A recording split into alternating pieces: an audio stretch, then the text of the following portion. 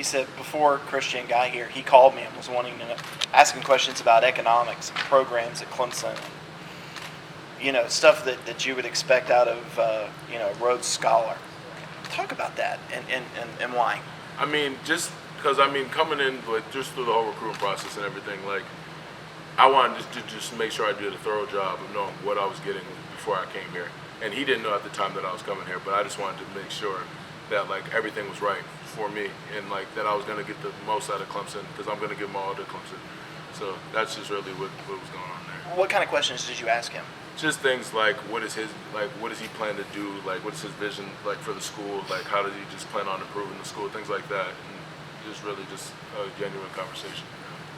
So when you picked Clemson, was it all football, half academics? I mean, it was a combination of everything. Definitely, I just felt like everything here that I was just going to have a great opportunity here to grow as a man, socially, academically, as an athlete, and just spiritually and everything. So I definitely felt like I was just going to get it all. It's a really smart freshman class, isn't it? I mean, there's some smart guys. We got some guys who are pretty smart. Yes, sir. Yeah. What are there some that stand out to you, when you have a conversation? I mean a little bit, yeah. I've even had class with a few of the guys, and I'm just I don't believe in that stereotype anymore. Just the jocks or anything, because there's some really smart guys in our class, and just hearing a lot of them even read or just do homework with any of them, and there's some really smart guys in our class for sure. When you came down that hill for the first time, did you have to restrain yourself a little bit, or have you practiced it before, or did you just go? I just went. I mean, I was just hoping I wasn't gonna fall or anything. That was, but yeah, I just really went. Got a little jump in at the end. It was good though. How did it feel when you first stepped on the field, that first series, just put your hand down in the dirt and know that you're finally playing real big time college football? It was a great feeling because I feel like all my life I prepared for this. So just actually to get out there and know that it was real and have that many fans and just know that everything I worked for, that I was actually about to achieve it and get my first down to college football. And it was truly a great feeling. I mean, I would definitely remember this game forever. Do you know what you're going to major in? Communications. What do you want to do with that?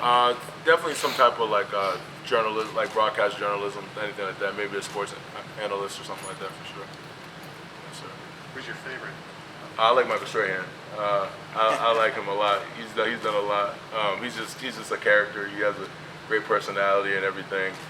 And as far as everything he achieved as an athlete and and beyond, I would like to achieve a lot of that for sure.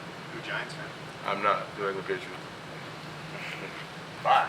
To have so many freshmen play in the first game, what do you think that says about the way you guys have prepared and just gotten ready for the season? I mean, it's definitely just a lot of the guys just worked hard as hard as they can since they got here with us in January or in the summer, and the coaches all did a great job of putting us in a good position to be ready to go out there. I mean, they're not going to put us out there if they don't feel you're ready to play. So it was a good job by the guys who are playing to buy into the system, and a good job by the coaches teaching the system. So. Do you hear the things people say?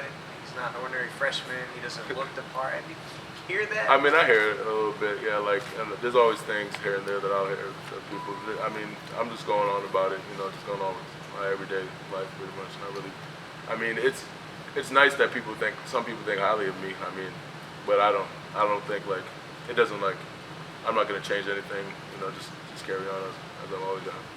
Do you notice that coaches kind of go the opposite extreme because they know that stuff is out there? When you talk about tearing down to build you up, but do you feel like they've tried a little harder with some of you guys to maybe remind you that you're freshmen, that you might have to wait your turn and stuff like that? I mean, it depends on the situation with whoever the guy is, really. I mean, some guys may need that, some guys may not.